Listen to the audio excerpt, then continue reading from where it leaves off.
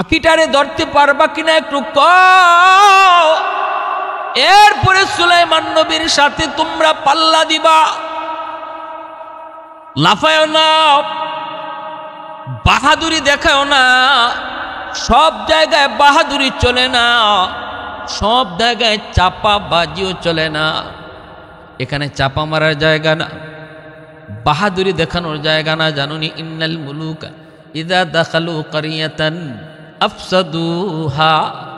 রানী বিলকিস কই পাওয়ারফুল পরাক্রমশালী কোনো বাদশাহ যদি কোনো গোত্রে ঢুকে, কোনো দেশ জয় করে, তাহলে এই দেশে ঢুককেই ফাসাদ সৃষ্টি করে, দেশে ঢুককেই রক্তপাত ঘটায়, খুন খারাপি করে, মানুষ হত্যা করে। দেশ যখন স্বাধীন হয়, দেশ যখন কোনো দেশ, অন্য দেশ যখন কোনো দেশকে দখল করে, প্রথম নম্বর কাজ হলো নির্বিচারে মানুষ হত্যা করে। এরপরে রানী বিলকিসে কয় সম্মানিত মানুষকে বেইজ্জত করে, অসম্মানী করে। এটাই হলো নিয়ম, এটাই হলো সিস্টেম। অতএব একটু হুশে খুশে কথা কয়ো। সুলাইমান তিনি এত বড় বাদশাহ, এত বড় পাওয়ারফুল, যার কথা পাখিও শুনে, যার কথায় দেও দানব চলে। অতএব তার সাথে পাল্লা দেওয়ার আগে একটু হুশ করে কথা কও, একটু বিবেক খাটে কথা কও। চুপচাপ হয়ে গেল দরবার। এইবার রানী বিলকিস কয় তাহলে শোনো, তোমরা তো নীরব হয়ে গেছো, আর কোনো কথা নেই, এবার আমার কথাটা শোনো। আমি একটা পরামর্শ দেই, আমাদের আগে বোঝা দরকার ইনি কি শুধু দুনিয়াদার কোনো বাদশাহ, নাকি তিনি আল্লাহর পয়গম্বর। তিনি যদি সত্যি আল্লাহর পয়গম্বর হয়ে থাকেন, আবার বাদশাহ হন, তাহলে বাহাদুরি দেখায় লাভ নাই, লাফায়া লাভ নাই, চাপাবাজি করো লাভ নাই, সোজা তার কাছে সারেন্ডার হওয়া লাগবে। কারণ শুধু বাদশার সাথে লড়াই করা যায়, হয়তো জিততেও পারি, হারতেও পারি, কিন্তু যে বাদশাহ যদি আল্লাহর নবী হয়, তাহলে নিশ্চিত লেখে নাও আমাদের পরাজয়, নবীর বিজয়। কারণ তখন নবীর সাথে আল্লাহর কুদরতি হাত সাথে থাকে। কাদিরে কুদরতদারি বর কামাল, কাদিরে কুদরতদারি বর কামাল, أنت ربي أنت حسبي ذو الجلال، أنت ربي أنت حسبي ذو الجلال। আল্লাহ রব্বুল আলামিন ক্ষমতার মালিক। আল্লাহ যারে চায় তারে ক্ষমতায় বসায়। কুলিল্লাহুম্মা মালিকাল মুলকি তুতিল মুলকা মান তাশা ওয়া তানজিউল মুলকা মিম্মান তাশা ওয়া তুইজ্জু মান তাশা ওয়া তুযিল্লু মান তাশা বিয়াদিকাল খায়র ইন্নাকা আলা কুল্লি শাইইন কাদির। আল্লাহ কারো কাছ থেকে ক্ষমতা ছিনায় নেয়, কাউকে আল্লাহ ক্ষমতা দেয়, কাউকে আল্লাহ ইজ্জত দেয়, কাউকে আল্লাহ বেইজ্জত করে। সকল ক্ষমতার মালিক কে? আল্লাহ। জনগণই সকল ক্ষমতার উৎস নয়, এটা শিরকি আর কুফরি মতবাদ। এই কথা যে মন থেকে কইব এর ঈমান থাকবে না। সকল ক্ষমতার উৎস একমাত্র কে? আল্লাহ। গণতন্ত্র করেন, গণতন্ত্র মানেন, গণতন্ত্র মতো চলেন, কিন্তু গণতন্ত্রে এমন কিছু থিওরি, এই থিওরিগুলো যদি আপনি বিশ্বাস করেন তাহলে ঈমান থাকবে না। জনগণই সকল ক্ষমতার উৎস, গণতন্ত্রের এই স্লোগান যদি কোনো মুসলমান অন্তর থেকে বিশ্বাস করে তাহলে তার ঈমান থাকবে না, মুহূর্তের ভিতরে সে বেঈমান হয়ে যাবে। আল্লাহ কয় সকল ক্ষমতার মালিক আমি, আর তুমি কও সকল ক্ষমতার মালিক জনগণ। রানী বিলকিস কয় তাহলে এবার পরীক্ষা শুরু হোক। যদি উনি সাধারণ দুনিয়া আরেকজন বাদশাহ হয়ে থাকেন, নবী না হন, তাহলে আমরা একটু চিন্তা করব যুদ্ধ করার, মোকাবেলা করার। আর যদি তিনি পয়গম্বর হন তাহলে অসম্ভব, পয়গম্বরের সাথে যুদ্ধ করে কোনো লাভ হবে না। এবার রাজসভায় সবাই কয় ঠিক আছে জাহাপনা, আপনি যা মনে করেন কি করা যায়। ইনি কয় এটা বোঝার জন্য তারে কিছু ঘুষ দিব। কেমনে? কয়ে কিছু স্মরণের ইট নিয়ে যাও, তোমরা তোমাদের সৈনিকের পোশাক খুলে ফেলো। 500 জন সেনা অফিসারকে তিনি পোশাক পরিবর্তন করায়া, ধর্মীয় পোশাক পরায়া, ইসলাম ধর্মীয় পোশাক পরায়া 500টা স্মরণের ইট সাথে করে দিয়ে দিয়েছেন ঘুষ হিসাবে। এক একটা ইট 2.5 কেজি ওজনের, এক একটা ইট স্বর্ণের ইট। যেখানে 100 টাক স্বর্ণ, 100 টাক স্বর্ণে 1 বড়ি হয়। 1 বড়ি স্বর্ণের দাম বর্তমানে 1,67,000। 1 বড়ি স্বর্ণ মানে 100 টাক স্বর্ণের দাম। এই যদি হয় 100 টাক স্বর্ণের দাম, তাহলে 2.5 কেজি ওজনের এক একটা স্বর্ণের বার, এটার কি পরিমাণ দাম? তাও এটা একটা না দুইটা, ওই 500টা এমন স্বর্ণের ইট পয়গম্বর সুলাইমানের কাছে রওনা দাও। এরাও রওনা দিয়ে দিল। এইদিকে হুদহুদ চলে আসলো আগেই। আল্লাহর পয়গম্বর কয়, হুদহুদ একটু কি ব্যাপার, চিঠি পৌঁছাইছ? কয়, হগ নবী পৌঁছাইছি। কি দেখেছ রিয়াকশন? কয়, নবী গো দেখেছি রিয়াকশন হলো। সাথে সাথে মন্ত্রী পরিষদ নিয়ে বৈঠকে বসলো। 3 বাহিনীর প্রধানকে নিয়েও রানী বৈঠকে বসলো। সিদ্ধান্ত হয়েছে এরা আপনার কাছে ঘুষ নিয়ে আসতেছে। রানী ঘুষ পাঠাইছে। কি ঘুষ পাঠাইছে? কয় 500টা স্বর্ণের ইট। প্রমাণ চায়, প্রমাণ। আপনি কি শুধু দুনিয়াদার বাদশাহ নাকি আপনি আল্লাহর পয়গম্বরও? এটা প্রমাণ করার জন্য যদি আপনি স্বর্ণের ইট গ্রহণ করেন, তাহলে ওরা বুঝবে আপনি একজন লোভী বাদশাহ, আপনি নবী না। আর যদি স্বর্ণের ইট গ্রহণ না করেন, তাহলে ওরা বুঝবে আপনি শুধু বাদশাহ না, আপনি আল্লাহর পয়গম্বরও। রানী বিলকিস কয়, নে আর একটা পাথর দিয়ে দিলাম। এই পাথরটার ভিতরে একটা চিকন সরু একটা রাস্তা আছে। এই চিকন সরু রাস্তাটাও আবার আঁকা বাঁকা। এই পাথরটা সুলাইমান নবীর কাছে দিবা, আর বলবা এই চিকন পাথরের ভিতরে যে চিকন সরু একটা রাস্তা, এই রাস্তাটা দিয়ে যেন সে সুতা ঢুকাইয়া দেয়।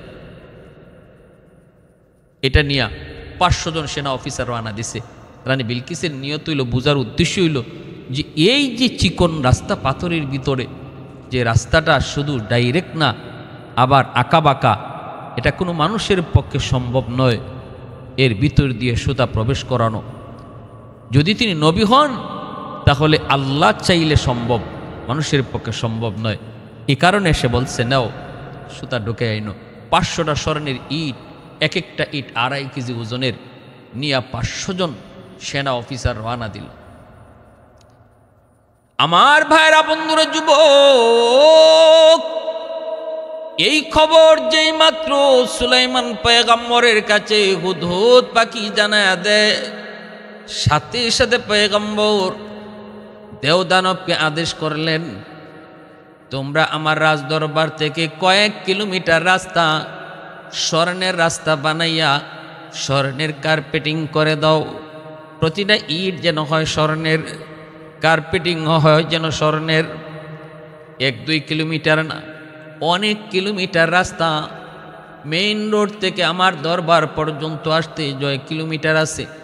এই রাস্তাটা স্বর্ণের কার্পেটিং করে দাও। আবার দুনো পাশে গরু ছাগল বেঁধে রাখো, ওরা যেন পেশাব পায়খানা করে। এরা ঢুকতেই যেন বুঝে এই স্বর্ণের প্রতি আমার কোনো লোভ নাই। আর যে 500টা স্বর্ণের ইট নিয়ে আসছে, 500টা স্বর্ণের ইট, 500টা স্বর্ণের ইট রাখা পরিমাণ জায়গা তোমরা খালি রেখে দিও। এটার একটা হিকমত আছে। 500 ইট রাখার জায়গাটা খালি রাখবা, রাস্তা করবা ঠিকই, কিন্তু এতটুকু জায়গা খালি রাখবা। দিকে তার বাহিনী আসতেছে, 500 জন সেনা অফিসার, তারা তো আসতেছে স্বর্ণের ইট নিয়া। যেই মাত্র পয়গম্বর সুলাইমানের রাজদরবারে ঢুকবে, এর আগে থেকেই দেখতে পেল দরবারের এই কয়েক কিলোমিটার রাস্তা স্বর্ণের রাস্তা দেখা যায়। অবস্থা বুঝে তারা আশ্চর্য হয়ে গেল, অবাক। হয়তো অবাক তো হওয়ারই কথা, আমরা নিয়ে আসলাম 500টা ইট, কিন্তু এই রাস্তার ভিতরে যা বুঝতেছি কয়েক কোটি কোটি ইট দিয়ে এই স্বর্ণের রাস্তা বানানো হয়েছে। যে আবার এই স্বর্ণের রাস্তার দোনো পাশে গরু ছাগল বেঁধে রাখা হয়েছে, ওরা প্রস্রাব পায়খানা করে। এতে করে বোঝা গেল এই স্বর্ণের কোনো মূল্যই ওনার কাছে নাই।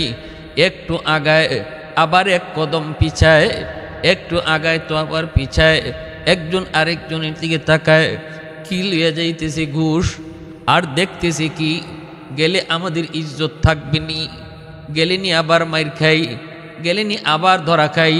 এই ভয় ভীতিটাও তাদের অন্তরে কাজ করে।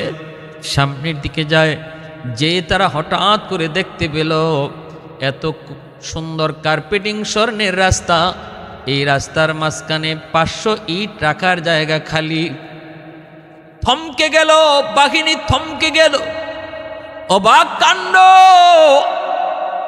এখন যদি আমরা এই 500টা ইট নিয়ে নবীর কাছে যাই, উনি পরিষ্কার বলবে, তোমরা আমার রাস্তা থেকে, স্বর্ণের রাস্তা থেকে আমার 500টা স্বর্ণের ইট তোমরা চুরি করে নিয়ে এসেছ। আল্লাহর পয়গম্বর সুলাইমান ওনার যতগুলি বাহিনী ছিল, এর ভিতরে হুদহুদ পাখি হলো ওনার একটা উল্লেখযোগ্য বাহিনী, অত্যন্ত গুরুত্বপূর্ণ। এই হুদহুদ পাখি সুলাইমান আলাইহিস সালামের সিআইডির কাম করত, আবার পাতালের নিচের পানির সংবাদ দিত। এত গুরুত্বপূর্ণ ডিউটি হুদহুদ পাখি পালন করত। সুলাইমান পয়গম্বর একদিন দেখেন হুদহুদ পান না, আওয়াজ দিয়া বলেন, কি হলো আমার, কোথায় গেল আমার হুদহুদ? না জিগায়া গেল কেন? কোথাও যদি যেতে হয় তাহলেও তো আমার অনুমতির প্রয়োজন ছিল, আমার নলেজে থাকার প্রয়োজন ছিল, কিন্তু সে গেল কোথায়? কেউ তো জানে না, আমিও তো জানি না, তোমরা জানো কি?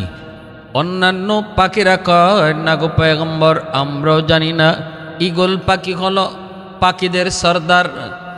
পয়গম্বর ঈগল পাখিকে জিজ্ঞেস করলেন, তোমারে জানায় গেছে?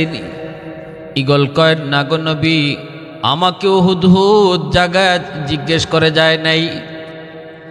নবী এত ফায়ার হলেন, এত রাগান্বিত হলেন, এত গুসা হলেন, তিনি পরিষ্কার তার ব্যাপারে ফরমান জারি করে দিলেন, হুদহুদ তারে যদি পাওয়া যায় তাহলে উপযুক্ত শাস্তি দেব, আমি ওরে জব করব। আর যদি উপযুক্ত কোনো প্রমাণ দিতে পায় তাহলে আমি হুদহুদকে হয়তো মুক্তি দেব, ছাড়পত্র দেব। প্রমাণ যদি পেশ করতে না পারে হয়তো বা হুদহুদকে আমি জবাই করে ফেলতে পারি। এত রাগ, এত গুসা। এই গল্প কি যা দ্রুত যায় হুদহুদকে তালাশ করে বের করো। পাখিদের সরদার ঈগল আকাশে উঠল, আকাশে উঠে ঈগল হুদহুদকে খুঁজতে শুরু করলো। খুঁজে খুঁজে খুঁজে কিন্তু না না, পায় না, পায় না। অল্প কিছুক্ষণ পর ঈগল দেখতে পেল ইয়ামেনের সাবা এলাকা থেকে একটা হুদহুদ আকাশের উপর দিয়ে ভেসে আসছে। কাছাকাছি আসতে ঈগল যায় ধরল, কি ব্যাপার, কি ব্যাপার, কোথায় গিয়েছিলে, কেন গিয়েছিলে, অনুমতি নেও নাই কেন? নবীও জানে না, আমিও জানি না, খবর আছে যাও। নবী যে ফায়ার, তিনি তো এমন পয়গম্বর, আল্লাহ পাক দুনিয়ার বাদশাহী সুলাইমান নবীকে যেমন দান করেছিলেন, মানব দানবের উপরও তার রাজত্ব চলত, পাখিদের উপরও নবীর রাজত্ব চলত, হাইওয়ানাতগুলার উপরও নবীর রাজত্ব চলত। সুলাইমান নবী পিপিলিকার কথাও তিনি বুঝতেন, পাখিদের কথাও তিনি বুঝতেন, হাইওয়ান বাঘ ভাল্লুকের কথাও তিনি বুঝতেন, সবাই তারে মাইনা চলত। এত পাওয়ারফুল একজন বাদশাহ, শুধু বাদশা নন, আল্লাহর পয়গম্বর। শুধু বাদশা নন, তিনি আল্লাহর পয়গম্বর। হুদহুদ যদি উপযুক্ত কোনো প্রমাণ পেশ করতে না পারো, জানি না আজ তোমার কি হালত হয়। হুদহুদ হয় কয় টেনশনের প্রয়োজন নাই, নবী কইছিনি উপযুক্ত কারণ দর্শাইতে পারলে আমাকে মাফ করবি, কথা কইছিনি না। গেলেই জব করে লইব, আত্মপক্ষ সমর্থন আমার আসেনি নাকি আমার কথা শোনার আগে আমার মৃত্যুদণ্ড? কয় না না, নবী এমন বলে নাই। নবী তোমাকে সুযোগ দিবে, নবী তোমাকে সুযোগ দিবে আত্মপক্ষ সমর্থনের। তুমি নিজের কথা তুমি ব্যক্ত করবে, যদি উপযুক্ত মনে করে তবেই তুমি শাস্তি থেকে রেহাই পাবে। আর যদি তোমার কথা নবীর উপযুক্ত মনে না হয়, তাহলে কিন্তু তোমার খবর আছে, লাযবাহান্না। নবী কইছে তোমার জবাই করে ফেলবে। ঠিক আছে, অসুবিধা নাই। নবী যদি আমাকে এতটুকু সুযোগ দেন যে আমি আমার কথাটা বলবো, তাহলে আমার আশা যে আমি মুক্তি পাবো, বরং আরও পুরস্কারও হইতাম পারি। ইগল কয় তাহলে চলো। সুলাইমান পয়গম্বরের সামনে এসে হাজির। এইবার নবী জিজ্ঞেস করে বলো, কই ছিলা, কোথায় ছিলা, কেন গিয়েছিলা? হুদহুদ কয়, নবী গো, আমি এমন এক খবর আপনার জন্য নিয়ে এসেছি, যেই সংবাদ আপনি আগে কখনো পান নাই। এমন এক খবর, যেই খবর আপনারে আমার আগে কেউ দেয় নাই, এমনকি আপনি নিজেও জানেন না। এমন এক গুরুত্বপূর্ণ খবর আমি আপনার জন্য নিয়ে এসেছি গো নবী। সুলাইমান নবী বলতেছে, কি এমন খবর তাহলে বলো? কয়, আমি আকাশে উঠতেছিলাম, আমি তো আমার জায়গাতেই ছিলাম, একটু পরেই দেখতে পেলাম আরেকটা ঈগল আসলো, সেও আমার জাতি ভাই। আমি তোরে জিজ্ঞেস করলাম তুমি কে? সে আমারে বলে তুমি কে? আমি বললাম আমি পয়গম্বর সুলাইমান আলাইহিস সালামের হুদহুদ, আমি ওনার একটা সৈনিক, আমি ওনার খাদেম, আমি ওনার খেদমত করি। এই কথা বলতে হুদহুদ কয়, আমিও একজনের সিআইডি, আমিও একজনের এক সেবক, আমিও একজনের খাদেম, আমিও একজনের হুদহুদ। তুমি কার হুদহুদ একটু কও? কয়, ওই যে দেখো ইয়ামেনের সাবা, ওই এলাকায় একজন রানী বসবাস করে, যেই রানীর নাম হলো বিলকিস। আমি রানী বিলকিসের হুদহুদ, আমারও কিছু ডিউটি আছে, আমি ওনার একান্ত একজন সৈনিক। এই কথা বলতেই আমি তো অবাক হয়েছি।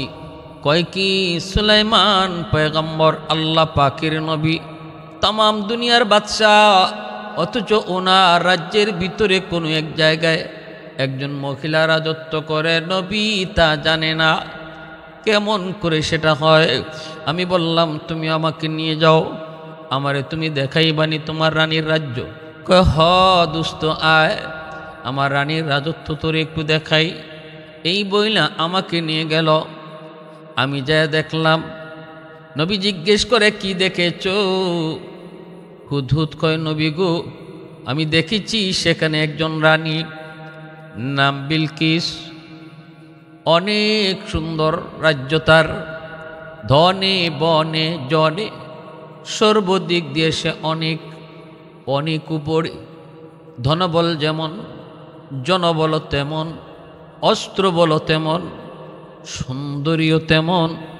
ওয়ালাহা আরশুন আযীম, এবং তার একটা নান্দনিক একটা সিংহাসন রয়েছে, দেখার মতো একটা সিংহাসন। ওগো নবীজি, সবচেয়ে বড় আশ্চর্যের বিষয় হলো ওই রানী এবং ওই রাজ্যের মানুষগুলি এক আল্লাহকে চেনে না। তারা সূর্যের পূজা করে, সকালবেলা সূর্যের পূজা করে, সূর্য ডোবার সময় সূর্যের পূজা করে, এক আল্লাহকে তারা চেনে না। এই সংবাদ শোনা মাত্রই সুলাইমান পয়গম্বর গুসায় তিনি ফুলে গেলেন। কষ্টে উদ্ভুত আমার রাজ্যের ভিতরে কোনো রানী রাজত্ব করবে, তাও আবার আমার আল্লাহকে না চিনা, সূর্যের পূজা কইরা আমার রাজত্বের ভিতরে কোনো রানী রাজত্ব করবে, হয় না, ইম্পসিবল। ঘটনা সত্য না, আমার বিশ্বাস হয় না। হুদহুদ কয় নবী গো 100% সত্য। পয়গম্বর কয় তাহলে তুমি সত্যতার প্রমাণ দাও, দলিল দাও। এই জেনেও আমি একটা চিঠি লিখলাম, কোথায়, তাড়াতাড়ি কাগজ কলম নিয়ে আসো। পয়গম্বর সুলাইমান এইবার তিনি রানী বিলকিসের নামে একটা চিঠি লিখলেন। ইন্নাহু বিসমিল্লাহির রহমানির রহিম, ইন্নাহু মিন সুলাইমান ওয়া ইন্নাহু বিসমিল্লাহির রহমানির রহিম। প্রথমেই তিনি লিখলেন, সুলাইমান, আমি সুলাইমানের পক্ষ থেকে তোমার কাছে চিঠি। আর পরের লাইনটাই ছিল আমার আল্লাহর নামে আমি শুরু করলাম। নবী আল্লাহর নামে চিঠিটা শুরু করলেন। এতে করে বোঝা গেল যে কোনো কাজ বিসমিল্লাহ বলে শুরু করা শুধু আমার নবীর সুন্নত নয়, সকল পয়গম্বরের সুন্নত হলো যে কোনো কাজ বিসমিল্লাহ কয়া শুরু করা। বিসমিল্লাহ বলে যেই কাজ শুরু করা হয় এই কাজের মধ্যে আল্লাহ বরকত দেয়, এই কাজটা আল্লাহ তার নিজ জিম্মাদারিতে সমাপ্ত করে দেয়। শুরু হবে যেই জিনিসটা, যেই কামটা আল্লাহর নামে, শেষও করবেন সে আল্লাহ, আল্লাহর জিম্মাদারিতে। এজন্য বিসমিল্লাহ বইলা শুরু করা এটা শুধু এই উম্মতের জন্য, শুধু নবীর সুন্নত নয়, গোটা সকল নবীর সুন্নত হলো বিসমিল্লাহ বলে শুরু করা। তিনি বিসমিল্লাহ বলে চিঠিটা শুরু করলেন, নিজের পরিচয়টাও আগে দিলেন, এরপরে আল্লাহর নামে তিনি চিঠি শুরু করলেন। পরিষ্কার ভাষায় লিখলেন, ও রানী বিলকিস, খুব দ্রুত তুমি কালেমা পড়ে মুসলমান হও, আমার কাছে তুমি সারেন্ডার করো, আত্মসমর্পণ করো। আর যদি আমার কাছে আত্মসমর্পণ না করো তাহলে তৈরি হয়ে যাও, প্রস্তুত হয়ে যাও আমার সাথে যুদ্ধ করতে, আমি তোমার মোকাবেলা করার জন্য সৈন্য পাঠাবো। এই মর্মে তিনি চিঠি লিখা হুদহুদকেই বলতেছেন, হুদহুদ, খবর যখন তুই দিলি চিঠিটাও তুই নিজে পৌঁছাবি, এবং এই চিঠি পাওয়ার পর রানী বিলকিসের প্রতিক্রিয়া কি হয়, রিয়াকশনটা কি হয়, সেটাও তুই আমাকে এসে জানাবি। রিয়াকশনটাও আমি দেখব, তখন আমি বুঝবো তোর খবর সত্য নাকি মিথ্যা। হুদহুদ টুটে করে চিঠি নিয়ে রওনা দিল। রানী বিলকিসের খাস কামরার ভিতরে হুদহুদ চিঠি নিয়ে ঢুকে পড়ল। পাখি তো ঢুকার তার জন্য সহজ। চিঠি নিয়ে খাস কামরার ভিতরে ঢুকল। রানী বিলকিসের বুকের উপরে চিঠিটা রেখে আড়ালে একটা জায়গায় ওই হুদহুদ বসে সে রিয়াকশনটা দেখতে লাগলো। রানী বিলকিস তার বুকের উপরে চিঠি, এই চিঠি পড়ছে। চিঠি পাইয়া তো বাক খুলল, চিঠির ভাষায় সে বুঝতে পারল এই চিঠি জানতেন কোনো মানুষের পক্ষ থেকে নয়, এই চিঠি হলো দুনিয়ার বাদশাহ সুলাইমান পয়গম্বরের পক্ষ থেকে চিঠি। এবং চিঠির ভাষাটাও নরম নয়, চিঠির ভাষাটাও বড় গরম, চিঠির ভাষাটাও বড় গরম। সাথে সাথে এই চিঠি পড়তেছে আর রানী বিলকিসের শরীর কাঁপতেছে। কাঁপবেই তো, তিনি তো শুধুমাত্র বাদশাহ হলে হয়তো এত ভয় পেত না। রানী বিলকিস তো জানি ইনি শুধু বাদশাহ না, ইনি তো নবী দাবি করেন। শুধু তো তিনি নবী না, ইনার আব্বা দাউদ আলাইহিস সালাম তিনিও নবী। অতএব সুলাইমান নবীর আরেকটা পরিচয় হলো তিনি নবীর ঘরের নবী। এক হলো তিনি নবী, আরেকটা পরিচয় তিনি নবীর সন্তান, নবীর বেটা নবী। 3 নম্বর পরিচয় হলো তামাম দুনিয়ার বাদশাহ। 4 জন মানুষকে আল্লাহ তামাম দুনিয়ার বাদশাহী দান করেছিলেন। এর ভিতরে 2 জন হলো কাফের আর 2 জন হলো মুসলমান ইমানদার। যে 2 জন কাফের, একজন হলো নমরুদ, আরেকজন হলো বখতে-নসর। আর যে 2 জন হলেন মুমিন, একজন হলেন সুলাইমান পয়গম্বর, আরেকজন হলেন জুলকারনাইন। এই 2 জন হলেন মুমিন, যারা দুনিয়ার শাসন করেছেন, আর দুইজন হলো কাফের। সুলাইমান নবী এত পাওয়ারফুল, শুধুমাত্র মানুষের নবী নন, দানবের নবী নন, পশু পাখি হায়ওয়ানাত যত প্রাণীকুল রয়েছে সব কিছুর নবী। এমনকি বাতাস পর্যন্ত ওনার কথা মতো চলত। আল্লাহ বাতাসকেও তার অনুগত করে দিয়েছিলেন। পয়গম্বর সুলাইমান কোথাও যেতে চাইলে বাতাস ওনাকে এক জায়গা থেকে আরেক জায়গায় পৌঁছায়া দিত। ক্ষমতা কার? আল্লাহর। নবীদের মুআজিজা, ওলিদের কারামত, এগুলা তাদের ব্যক্তিগত কোনো শক্তি না, এই শক্তিটা দেন আল্লাহ। ঘটান নবীর মাধ্যমে, আল্লাহ তার শক্তি প্রকাশ করান ওলির মাধ্যমে। নবীর মাধ্যমে আল্লাহ যখন তার কুদরত প্রকাশ করান সেটা হয় মুআজিজা। ওলির মাধ্যমে আল্লাহ যখন তার কুদরত প্রকাশ করান তখন সেটা হয় মুআজিজা, তখন সেটা হয় কারামত। আমাদের সমাজে কিছু মানুষ ওলি আল্লাহদের কারামতকে বিশ্বাস করতে চায় না। তারা বলে এগুলো আজগুবি কথা, এগুলো গল্পগুজব, এগুলো গল্পগুজব। ওয়াজ নসিহত করলেও কয় হুজুর খালি গল্প করে, অথচ এই গল্প আর কিচ্ছা আল্লাহ নিজে বলতেছেন। পবিত্র কোরআনে সূরাতুন নমল পড়েন, আল্লাহ পাক নিজে এই কাহিনী শুনাইতেছেন। অবাক হয়ে যাবেন, তাই তো না? কেমনে সম্ভব? কেমনে সম্ভব? হুজুররা খালি আজগুবি কথা কয়। আরে কেমনে সম্ভব? আল্লাহর কাছে কেমনে সম্ভব বলতে কিছু নাই। আল্লাহ যদি চায় তাহলে সব অসম্ভবকে আল্লাহ সম্ভব বানায়। নবীর মাধ্যমে আল্লাহ যখন কোনো অসম্ভব কাজকে সম্ভব বানায় সেটা হয় মুআজিজা। আর ওলি আল্লাহদের মাধ্যমে আল্লাহ যখন কোনো অসম্ভব কাজকে সম্ভব বানায় সেটা হয় কারামত। কারামতুল আউলিয়াই হাক্কুন, ওলি আল্লাহদের কারামত হক।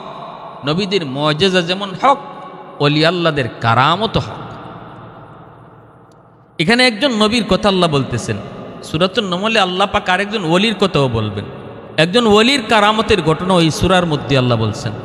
নবীর মুআজিজা, নবীর মাধ্যমে আল্লাহর কুদরত প্রকাশ করাইছেন এই কিচ্ছা, এই কাহিনীর ভিতরে। আবার এই কাহিনীর ভিতরে একজন ওলির মাধ্যমেও আল্লাহ তার কুদরত আর শক্তিকে প্রকাশ করাইছেন।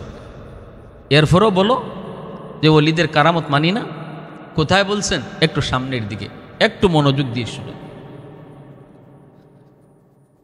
চিঠি পাওয়ার পর রানী বিলকিস সাথে সাথে 3 বাহিনীকে ডাকলো, 3 বাহিনীর প্রধানকে ডাকলো, ডেকে ডেকে জরুরি মিটিংয়ে বসে গেল। এখনও রানী বিলকিসের শরীর কাঁপতেছে। সে পরিষ্কার ভাষায় তার সংসদে বলল, অনেক দামি একটা চিঠি আমার কাছে এসেছে সুলাইমান পয়গম্বরের কাছ থেকে। দুনিয়ার বাদশা যিনি, তার কাছ থেকে চিঠি এসেছে। এই চিঠির মধ্যে লেখা, কে দিয়ে গেল আমি জানি না, দেখি নাই, তবে যতদূর বুঝেছি চিঠিটা একটা পাখি দিছে। একটা পাখি দিছে। একজন নবী, একজন বাদশাহ কোনো মানুষ নামক পিয়নের মাধ্যমে চিঠি পাঠায় নাই, চিঠি পাঠাইছি পাখির মাধ্যমে। একটু বুঝ্যা পরামর্শ দিও, আগেই বলতেছি। রানী বিলকিসে কয় একটু বুঝ্য শুধু তার শক্তিটা। একটা পাখির মাধ্যমে সে চিঠি পাঠাইছে।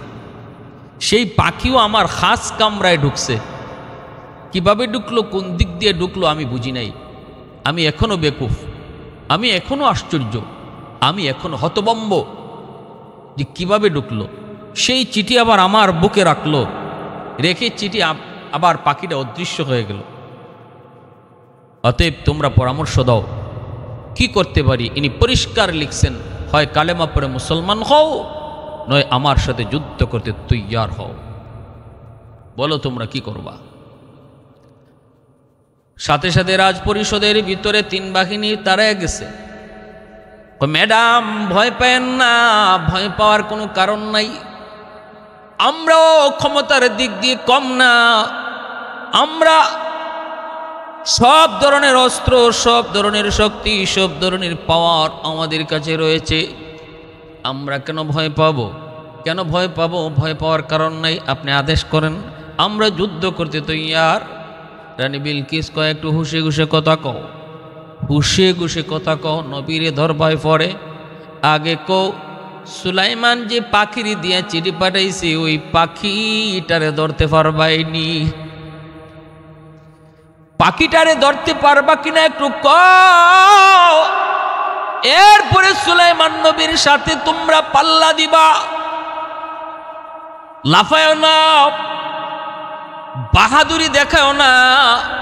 সব জায়গায় বাহাদুরি চলে না, সব জায়গায় চাপা বাজিও চলে না। এখানে চাপা মারার জায়গা না, বাহাদুরি দেখানোর জায়গা না। জানুনি ইন্নাল মুলুকা ইযা দাখালু কারিয়াতান আফসাদুহা। রানী বিলকিস কই পাওয়ারফুল পরাক্রমশালী কোনো বাদশাহ যদি কোনো গোত্রে ঢুকে, কোনো দেশ জয় করে, তাহলে এই দেশে ঢুককেই ফাসাদ সৃষ্টি করে, দেশে ঢুককেই রক্তপাত ঘটায়, খুন খারাপি করে, মানুষ হত্যা করে। দেশ যখন স্বাধীন হয়, দেশ যখন কোনো দেশ, অন্য দেশ যখন কোনো দেশকে দখল করে, প্রথম নম্বর কাজ হলো নির্বিচারে মানুষ হত্যা করে। এরপরে রানী বিলকিসে কয় সম্মানিত মানুষকে বেইজ্জত করে, অসম্মানী করে। এটাই হলো নিয়ম, এটাই হলো সিস্টেম। অতএব একটু হুশে খুশে কথা কয়ো। সুলাইমান তিনি এত বড় বাদশাহ, এত বড় পাওয়ারফুল, যার কথা পাখিও শুনে, যার কথায় দেবদানব চলে।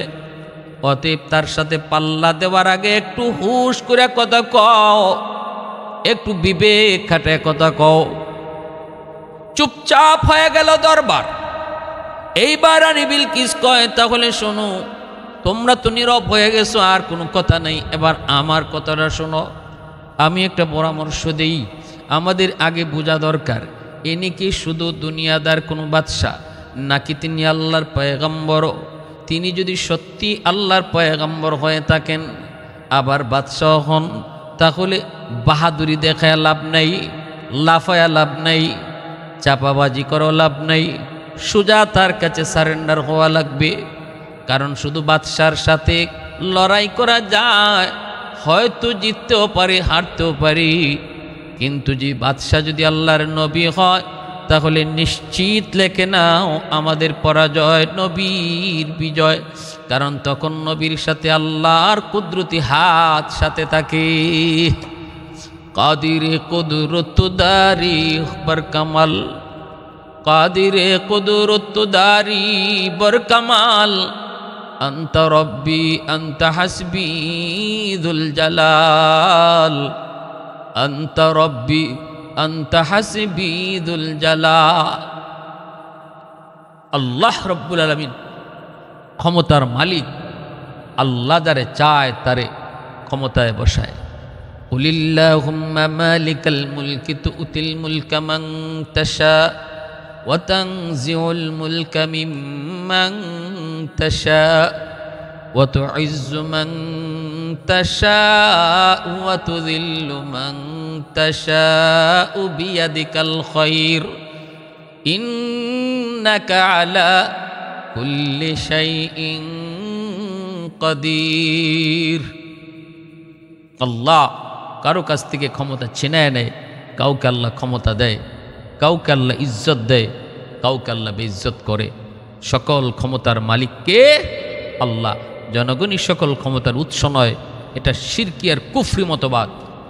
এই কথা যে মন থেকে কইব এর ঈমান থাকবে না। সকল ক্ষমতার উৎস একমাত্র কে? আল্লাহ।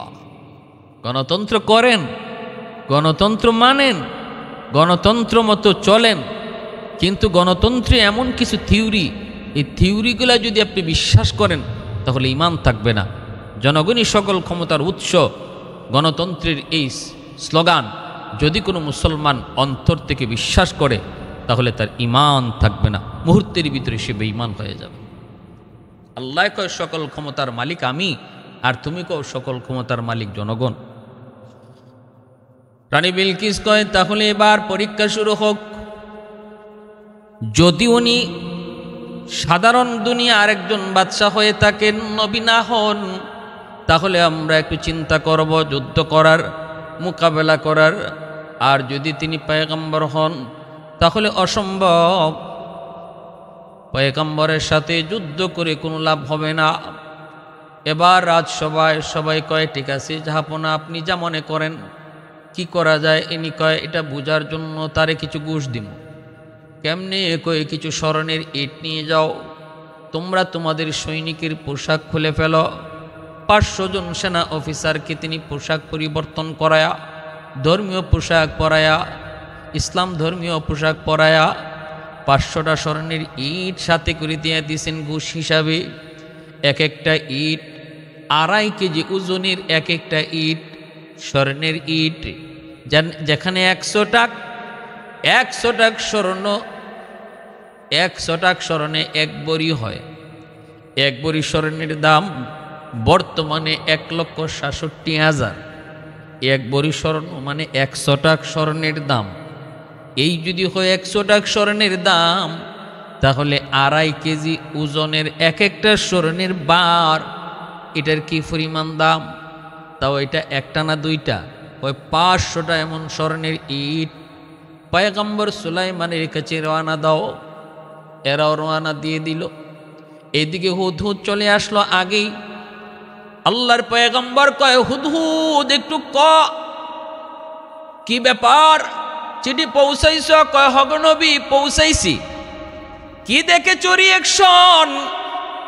কয় নবী গো দেখেছি রিয়াকশন হলো সাথে সাথে মন্ত্রী পরিষদ নিয়ে বৈঠকে বসলো। 3 বাহিনীর প্রধানকে নিয়েও রানী বৈঠকে বসলো। সিদ্ধান্ত হয়েছে এরা আপনার কাছে ঘুষ নিয়ে আসতেছে। রানী ঘুষ পাঠাইছে। কি ঘুষ পাঠাইছে? কয় 500টা স্বর্ণের ইট। প্রমাণ চায়, প্রমাণ। আপনি কি শুধু দুনিয়াদার বাদশাহ নাকি আপনি আল্লাহর পয়গম্বর? এটা প্রমাণ করার জন্য যদি আপনি স্বর্ণের ইট গ্রহণ করেন, তাহলে ওরা বুঝবে আপনি একজন লোভী বাদশাহ, আপনি নবী না। আর যদি স্বর্ণের ইট গ্রহণ না করেন, তাহলে ওরা বুঝবে আপনি শুধু বাদশাহ না, আপনি আল্লাহর পয়গম্বর।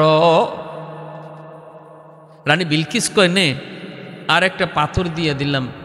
এই পাথরটার ভিতরে একটা চিকন সরু একটা রাস্তা আছে। এই চিকন সরু রাস্তাটাও আবার আঁকা বাঁকা। এই পাথরটা সুলাইমান নবীর কাছে দিবা আর বলবা এই চিকন পাথরের ভিতরে যে চিকন সরু একটা রাস্তা, এই রাস্তাটা দিয়ে যেন সে সুতা ঢুকাইয়া দেয়। এটা নিয়ে 500 জন সেনা অফিসার রওনা দিছে। রানী বিলকিসের নিয়ত হইল, বুঝার উদ্দেশ্য হইল যে এই যে চিকন রাস্তা পাথরের ভিতরে, যে রাস্তাটা শুধু ডাইরেক্ট না, আবার আঁকা বাঁকা, এটা কোনো মানুষের পক্ষে সম্ভব নয় এর ভিতর দিয়ে সুতা প্রবেশ করানো। যদি তিনি নবী হন তাহলে আল্লাহ চাইলে সম্ভব, মানুষের পক্ষে সম্ভব নয়। এই কারণে সে বলছে নাও সুতা ঢুকে আইনো। 500টা স্বর্ণের ইট, এক একটা ইট 2.5 কেজি ওজনের, নিয়ে 500 জন সেনা অফিসার রওনা দিল। আমার ভাইরা, বন্ধুরা, যুবক, এই খবর যেই মাত্র সুলাইমান পয়গম্বরের কাছে হুদহুদ পাখি জানায়া দেয়, সাথে সাথে পয়গম্বর দেওদানবকে আদেশ করলেন, তোমরা আমার রাজদরবার থেকে কয়েক কিলোমিটার রাস্তা স্বর্ণের রাস্তা বানাইয়া স্বর্ণের কার্পেটিং করে দাও। প্রতিটা ইট যেন হয় স্বর্ণের, কার্পেটিং হয় যেন স্বর্ণের। 1-2 কিলোমিটার না, অনেক কিলোমিটার রাস্তা। মেইন রোড থেকে আমার দরবার পর্যন্ত আসতে 6 কিলোমিটার আছে। এই রাস্তাটা স্বর্ণের কার্পেটিং করে দাও। আবার দুনো পাশে গরু ছাগল বেঁধে রাখো, ওরা যেন পেশাব পায়খানা করে। এরা ঢুকতেই যেন বুঝে এই স্বর্ণের প্রতি আমার কোনো লোভ নাই। আর যে 500টা স্বর্ণের ইট নিয়ে আসছে, 500টা স্বর্ণের ইট, 500টা স্বর্ণের ইট রাখা পরিমাণ জায়গা তোমরা খালি রেখে দিও। এটার একটা হিকমত আছে। 500 ইট রাখার জায়গাটা খালি রাখবা, রাস্তা করবা ঠিকই, কিন্তু এতটুকু জায়গা খালি রাখবা। দিকে তার বাহিনী আসতেছে, 500 জন সেনা অফিসার, তারা তো আসতেছে স্বর্ণের ইট নিয়া। যেই মাত্র পয়গম্বর সুলাইমানের রাজদরবারে ঢুকবে, এর আগে থেকেই দেখতে পেল দরবারের এই কয়েক কিলোমিটার রাস্তা স্বর্ণের রাস্তা দেখা যায়। অবস্থা বুঝে তারা আশ্চর্য হয়ে গেল, অবাক। হয়তো অবাক তো হওয়ারই কথা, আমরা নিয়ে আসলাম 500টা ইট, কিন্তু এই রাস্তার ভিতরে যা বুঝতেছি কয়েক কোটি কোটি ইট দিয়ে এই স্বর্ণের রাস্তা বানানো হয়েছে। যে আবার এই স্বর্ণের রাস্তার দোনো পাশে গরু ছাগল বেঁধে রাখা হয়েছে, ওরা প্রস্রাব পায়খানা করে। এতে করে বোঝা গেল এই স্বর্ণের কোনো মূল্যই ওনার কাছে নাই। একটু আগায় আবার এক কদম পিছায়, একটু আগায় তো আবার পিছায়, একজন আরেকজনের দিকে তাকায়। কি লিয়ে যাইতেছি ঘুষ, আর দেখতেছি কি গেলে আমাদের ইজ্জত থাকবে নি, গেলে নি আবার মাইর খাই, গেলে নি আবার ধরা খাই। এই ভয় ভীতিটাও তাদের অন্তরে কাজ করে। সামনের দিকে যায়, যে তারা হঠাৎ করে দেখতে পেল এত সুন্দর কার্পেটিং স্বর্ণের রাস্তা, এই রাস্তার মাঝখানে 500 ইট রাখার জায়গা খালি। থমকে গেল বাহিনী, থমকে গেল, অবাক কাণ্ড। এখন যদি আমরা এই 500টা ইট নিয়ে নবীর কাছে যাই, উনি পরিষ্কার বলবে, তোমরা আমার রাস্তা থেকে, স্বর্ণের রাস্তা থেকে আমার 500টা স্বর্ণের ইট তোমরা চুরি করে নিয়ে এসেছ। নতুবা আমার এত সুন্দর স্বর্ণের কার্পেটিং এর রাস্তা 500টা ইট গেল কোথায়? চোর বইলা আমাদের কেউ মারতেও পারে। এই তো ভয় ঢুকে গেল, চরম ভয়। সেনাপ্রধান কয়, বুঝে ফেলেছি, স্বর্ণ এখানেই রেখে দাও, যে জায়গাটা খালি আছে এই খালি জায়গাটা আমাদের স্বর্ণের ইট দিয়ে পুরা করো। আর যাব না।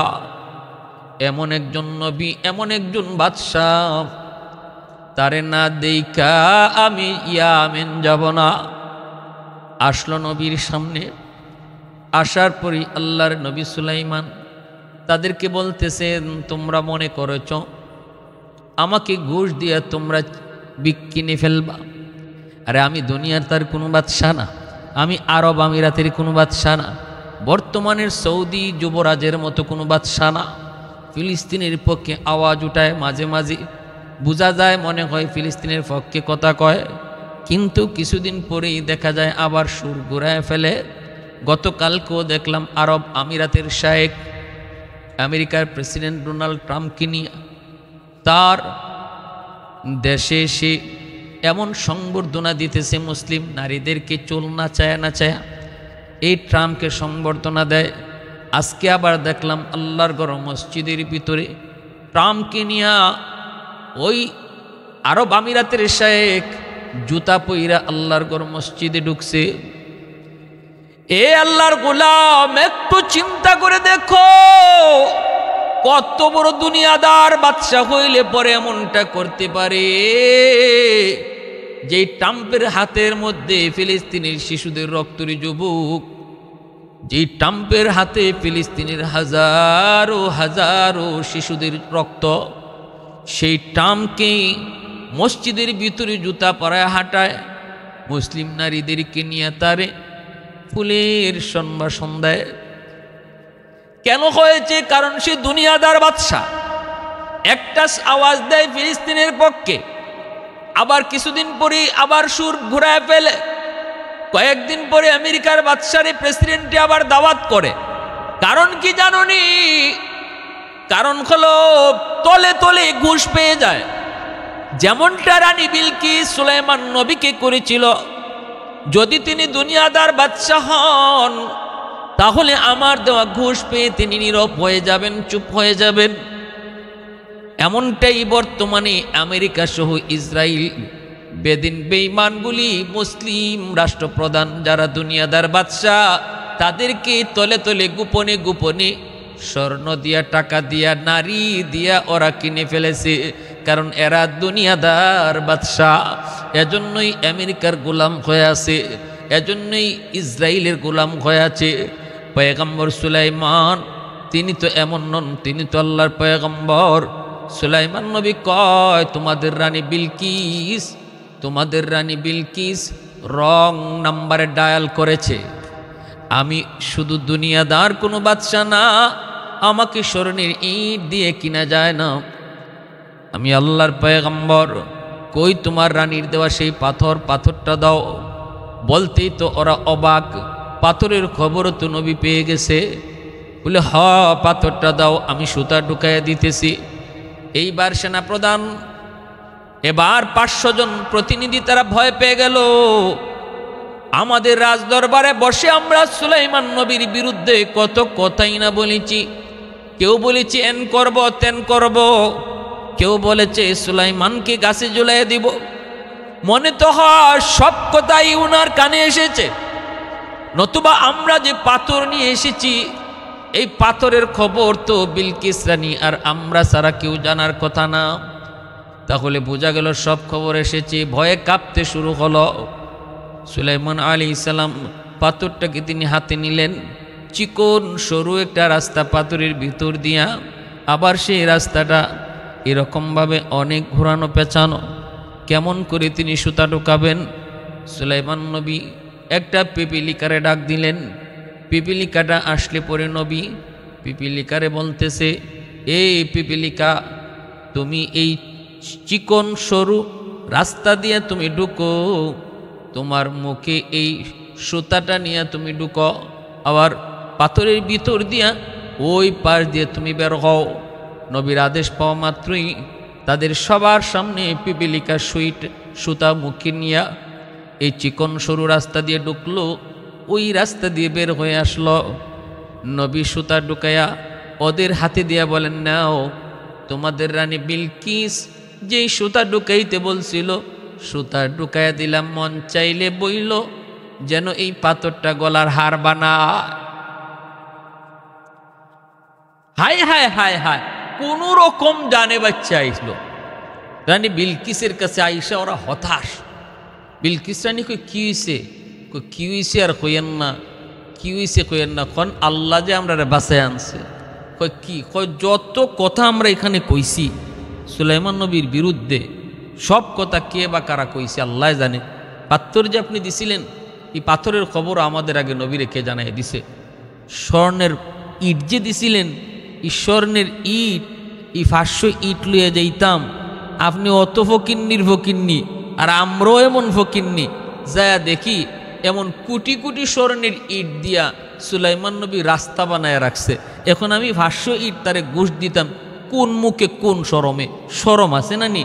আরও দেখি কি 500 ইট রাখার জায়গা খালি। এখন তো আরও লাগছে ভয়, এই ইটগুলো লইয়া যদি যাই আর নবী যদি কয় আমার রাস্তা থেকে চুরি করে তোমরা 500 ইট লইয়া আইছো, তাহলে তো এটা 100% সকলেই বিশ্বাস করব। এত সুন্দর স্বর্ণের রাস্তা, এই জায়গার মধ্যে 500 ইট এই রাখার জায়গা খালি থাকতো কেন? অতএব আমরা চুরি করছি, এটা প্রমাণিত হয়ে যাইব। ডরের ছুট্টে, ডরে আর ভয়ে আপনার দেওয়া 500 ইট আমরা উনার রাস্তার ওই গ্যাপ জায়গাটা পূরণ করে দিয়ে আইছি। ভালো কাম করছো, কামের কাম করছো। তো এরপরে আর কোনো কথা নাই। যা ওইবার যা ওইছে, যা দেখবার আমরা দেখছি। আর নেন আপনার হাত্তর, নেন আপনার সুতা। সুলাইমান নবীর এই কথাগুলা বিলকিস রানী শোনার পরে কয়, এখনও কি তোমরা যুদ্ধ করার খায়েশ আছে তার সাথে? কয় জি না, আমরার আর খায়েশ নাই। কয় তাইলে তাড়াতাড়ি করে প্রস্তুতি নাও, সবাই রেডি হও, আমরা নবীর কাছে গিয়া আমরা সরাসরি ওনারে দেখব, তারপরে বুঝে পড়লে কালেমা পরে মুসলমান হয়ে যাব, সরাসরি তার সাথে সাক্ষাৎ করব। বিলকিস রানী নিজে রওনা দিয়ে দিছে। এই বাহিনী নিয়ে যখন আবার আসতেছে, তখন হুদহুদ পাখি আইসা আবার নবীর নিউজ দেয়। কারণ হুদহুদ তো নবীর সিআইডি, হুদহুদ নবীর সিআইডি। আই এখন নবী গো, এখন কিন্তু রানী নিজে আইতেছে। আগে পাঠাইছিল প্রতিনিধি, এখন আসতেছে নিজে। আল্লাহর পয়গম্বর সুলাইমান এই খবর পাওয়া মাত্রই তিনি সাথে সাথে সিংহাসনে বসলেন, আর জিন্নাতদেরকে ডাকলেন, দেও দানবদেরকে তিনি ডাকলেন। তারপরে বলতেছেন, রানী বিলকিস বের হইছেনি? হুদহুদ কয় বের হয়ে গেছে। নবী কয় সিংহাসন কই রাখছে? কয় 60টা গেইটের ভিতরে খাস কামরায় তালা মাইরা তার সিংহাসন রাইখে আইছে। এবার আল্লাহর পয়গম্বর সুলাইমান তিনি দেবদানবকে বলতেছেন, কে পারবাস রানী বিলকিস আমার কাছে আসার আগে আগে তার সিংহাসন নিয়ে আসবা? সে কিন্তু এখন মাঝ রাস্তায় আছে। আমার কাছে আসার আগে আগে সিংহাসনকে আনতে পারবা? আল্লাহ পাক পবিত্র কোরআনের সূরাতুন নমলের মধ্যে বলছেন, একটা জিন দানব 2500 হায়াত পাইছে। ওই সময়ও এই ইফরিত নামক জিনের বয়স ছিল 2500 বছর। এই ইফরিত নামক শক্তিশালী ওই জিন দাঁড়ায়া বলতেছে, নবী গো, আপনি আমাকে অনুমতি দেন, রানী বিলকিস আপনার কাছে পৌঁছার আগে আগে আমি সিংহাসন পৌঁছায় দিব। আল্লাহর পয়গম্বর সুলাইমান ডাক দিয়া বলেন, না না, আমি এর চেয়ে আরো তাড়াতাড়ি চাই। আসুনি এমন কেউ রানী বিলকিস আমার কাছে আসার আগে আগে, না, এর চেয়ে আরো তাড়াতাড়ি করে কে সিংহাসন আনতে পারবা? সাথে সাথে ওনার দরবারে একজন মানুষ বসা, যিনি ইসমে আজম জানতেন, যার কাছে এলেম ছিল, যার কাছে দ্বীনের এলেম ছিল, দ্বীনি এলেম, কোরআনের এলেম, আখিরাতের এলেম ছিল।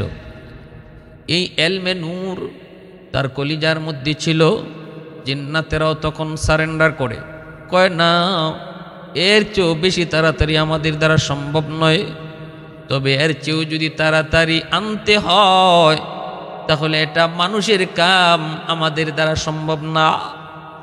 মানুষের ভিতর থেকে আল্লাহর একজন ওয়ালি, এই যে বলতেছিলাম, আগেই বলেছি, এতক্ষণ পর্যন্ত পয়গম্বরের মাধ্যমে আল্লাহ তার অলৌকিক ক্ষমতা প্রকাশ ঘটাইলেন। এখন আল্লাহ পাক তার একজন ওলির মাধ্যমে তার কুদরত প্রকাশ করাইবেন। তিনি সুলাইমান নবীর আপন খালাতো ভাই, যার নাম ছিল আসিফ ইবনে বারখিয়া। তিনি দাঁড়ায় বলতেছেন, নবী গো, যদি অনুমতি দেন আমি আরো আগে আনতে পারবো। নবী বলতেছে, কতটুকু আগে একটু শোনাও তো দেখি। ক্বাবলা আন ইয়ারতাদ্দা তারফুক, আপনি চোখটা মুছবেন আর চোখ খুলবেন, সাথে সাথে দেখবেন সিংহাসন হাজির। সুবহানাল্লাহ, সুবহানাল্লাহ। লিমানিল মুলকু তুগু ই তু সাজাওয়ার খুদাই, তু খুদাবন্দে আমি নি, তু খুদাবন্দে সারি, তু খুদাবন্দে জমিনি, তু খুদাবন্দে সামাই, তু রহিমি তু করিমি, তু সামিঈ তু বসিরি, তু মুইজ্জি তু মুদিল্লি, তু মালিকিল আরশি বাজাই। বরি আজ খুরদন ও খুফতন, বরি আজ তোহমতে মরদন, বরি আজ বিম উমিদি, বরি আজ রঞ্জ বালাই। আল্লাহর শক্তি আর কুদরত যখন নবীর মাধ্যমে প্রকাশ ঘটায় এর নাম হয় মুআজিজা। আর ওলি আল্লাহর মাধ্যমে যখন আল্লাহ তার কুদরত প্রকাশ ঘটায় তখন এর নাম হয় কারামত। ওই আসিফ ইবনে বারখিয়া তিনি একজন মানুষ যার দিলের ভিতরে এলমে নূর ছিল, আল্লাহর এলেম ছিল। উনি কইতেছে, আমি, আপনি চোখ খুলবেন আর চোখ মুছবেন, এর ভিতরে আমি আপনার সামনে সিংহাসন হাজির করব। তাহলে বোঝা গেল দেবদানবের চেয়েও মানুষের শক্তি বেশি, জিনের চেয়েও মানুষের শক্তি বেশি। কোন মানুষ যার সিনার মধ্যে কোরআনের নূর থাকবে, যার সিনার মধ্যে এলেমের নূর থাকবে, যার সিনার মধ্যে আখিরাতের জ্ঞান থাকবে, তারে দেবদানবেও ডরায়, তারে পশু পাখিও ডরায়, তারে তামাম মাখলুক ডরায়। কারণ তারাও মানে, তারাও এই কথা স্বীকার করে এলমে নূরের ক্ষমতা, এটাই ইসমে আজম, এটাই ইসমে আজম। ইমাম আবু হানিফা রহমতুল্লাহ আলাইহি, ওনার জমানার ঘটনা, বাচ্চারা খেলাধুলা করতেছে, একটা বল, উনি যেখানে নসিহত করতেছেন এখানে একটা বল ওনার সামনে এসে পড়ছে। সব বাচ্চারা ভয়ে যার যার মতো করে দৌড়ে চলে গেছে। হায় হায়, হুজুরের মজলিসের উপরে গিয়ে বলটা পড়ছে। এই বলটা কেউ আর আনার সাহস করে না। বাচ্চাগুলারে ইনি ডাক দিলেন, আসো এদিকে আসো। বাচ্চারা আসছে, কাছে আসছে, কিন্তু ওনার দ্বারে যায় না। দ্বারে আইসা সবাই ভয়ে কাঁপতেছে, দাঁড়ায় রইছে। ইমাম আবু হানিফা রহমতুল্লাহ আলাইহি বলতেছেন, নাও বলটা নিয়ে যাও। একজনও আয় না। তোমার নাম কি? কয় আমার নাম আব্দুল কাদির। নাও বলটা নিয়ে যাও। কয় না হুজুর, আমার ভয় করে। তোমার নাম কি? আব্দুর রহিম। বলটা নাও। কয় না হুজুর আমার ভয় করে। এভাবে কেউ বলটাই নিতে চায় না। এরপরে একটা বাচ্চা পাশে দাঁড়ানো, তারে বলতেছেন নাও তুমি বলটা নাও। হে দৌড় দিয়ে আইসে, আইয়ে বলটা হাতে নিছে, হাতে নিয়ে বলটা নিয়ে চলে যাচ্ছে। ইমাম আবু হানিফা কয় একটু দাঁড়াও। সবাই ওরা ভয় পাইল। তুমি যে ভয় পাইলা না? হয় আমি আপনার কেন ভয় পাইমু? আপনি কে? আপনার ভয় পাওয়ার কি আছে? আপনার ভয় পাইমু কেন? এমন তুচ্ছ তাচ্ছিল্য করে বেয়াদবের মতো কথা বলছে। ইমাম আবু হানিফা রাহমাতুল্লাহি আলাইহি বলতেছেন বাবা একটু কাছে আয়। কাছে আইতেই তার জামাটা উঠাইয়া বুকের দিকে একটু তাকাইছেন, তাকাইয়া বলছেন যাও, এবার চলে যাও, আমি যা বুঝার বুঝছি, যাও তুমি যাও। এবার তার মজলিসে যে সমস্ত ছাত্ররা সাগরিদান ছিল তারা বলতেছে হজরত আপনি ওর বুকের পাশে কি দেখলেন আর এখন বলতেছেন চলে যাও? আমি যা দেখার দেখছি, এটা তোমাদেরকে বলে লাভ নাই। না হুজুর কি দেখছেন একটু কন না। হুজুর বলতে চান না, কিন্তু ওনার ছাত্ররা বারবার পিরাপিরি করায় উনি বলতেছে আমি আমার এলেমের নূর দিয়া তাকায় দেখছি যে সে জারস সন্তান, তার বাপের ঠিক নেই, তার বাপ নাই, এজন্যই সে বেয়াদবি করছে। আল্লাহর নবী এবং নবীর ওয়ারিস উলামায়ে কেরামের সাথে যারা বেয়াদবি করে সত্যিকার অর্থেই তালাশ করে দেখা যাবে তার জন্মে সমস্যা আছে। ইমাম আবু হানিফা রাহমাতুল্লাহি আলাইহি বলছেন তার জন্মে সমস্যা। তারা তো অবাক হয়ে গেছে, হুজুর এই বাচ্চাটার জন্মে সমস্যা কেমনে বুঝলেন? আমি তো বুঝছি, তোমরা যদি তোমাদের বিশ্বাস না হয় তাহলে তদন্ত করে দেখো। সাথে সাথে বাচ্চারে নিয়ে কয়েকজন চলে গেল। কোথায় তোমার বাড়ি? চলো তো যাই। গেছে গিয়া দেখে উঠানে একজন মুরব্বী মানুষ গিয়া বলতেছে ভাই আপনি কি এই কি কয় এই রফিকের বাবা? তখন ওই মুরব্বী কয় না না আমি এর বাবা হইমু কেন? কত ওর বাবা কোথায়? রফিক কইতেছে। তখন ওই মুরব্বী মানুষটা কয় এই বাচ্চা, আরে রফিকের এই বাচ্চার বাবা? বলে হ বাচ্চার বাবা খুঁজতে। না এর তো বাবা নাই, এর বাবা নাই, এ বাপসারাই জন্ম নিছে, এ জারজ অবৈধ। কেমনে? ওর মা আমাদের বাসায় কাজকর্ম করত। বিয়া শাদী হইল না, কিছু হইল না। কিছুদিন পরে দেখি আমরা তার পেটে বাচ্চা আইছে। আজও পর্যন্ত তার মা বলে নাই এই বাচ্চা কার। অতএব আমরা এলাকার সবাই জানে এই বাচ্চার বাপ নাই, সে জারজ অবৈধ। ইমাম আবু হানিফা রাহমাতুল্লাহি আলাইহি এবার তার নজর বুঝেন কোথায় গেছে। বাস্তবে তারা খুঁজে পাইলেন যে তার জন্মে সমস্যা। এটাই হলো এলেমের পাওয়ার, এটাই হলো এলেমের পাওয়ার, এটাই এলেমের পাওয়ার। আল্লাহু আকবার।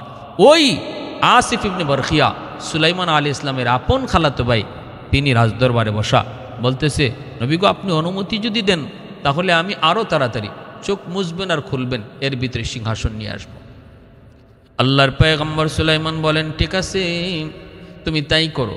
রানী বিলকিস এদিকে তো আসতেছে, আর আসিফ ইবনে বরখিয়া কয় আপনি চোখ মুছেন। ইনি চোখ মুছছে, এরপরে কয় খোলেন। খোলার পরেই নবী দেখেন তার সামনে রানী বিলকিসের সিংহাসন হাজির। আল্লাহর পয়গম্বর সুলাইমান তার সিংহাসনের পাশেই রানী বিলকিসের সিংহাসনটা রেখে দিলেন। আর জিন্নাতদেরকে বললেন না কিরুহা, একটু তোমরা চেঞ্জ করো, একটু নকশার মধ্যে পরিবর্তন ঘটাও।